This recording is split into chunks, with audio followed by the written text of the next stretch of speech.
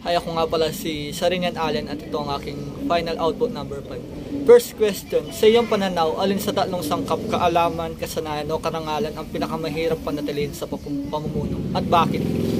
Akin napili is yung karangalan kasi hindi lang tungkol sa kapangyarihan o posisyon, kundi tungkol sa pagsunod ng tama kahit mahirap sa totoong buhay.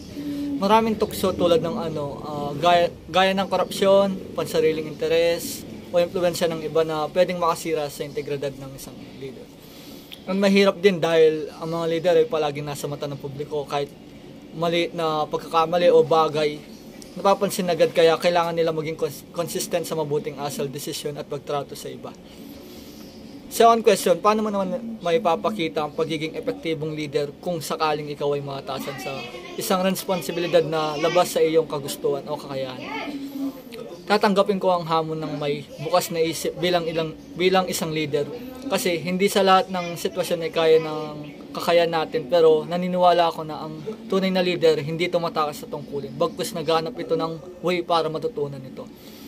Third and last question, kung ikaw ay nasa sitwasyon na kailangan pumili sa pamamagitan ng pakikisama at paggawa ng tama, paano mo ito haharapin bilang isang criminologist? Mas pipiliin ko ang paggawa ng tama kasi mas susundin ko ang pinangako kong tungkulin at babaliwalayin ang pakikisama kung hindi naman tama ang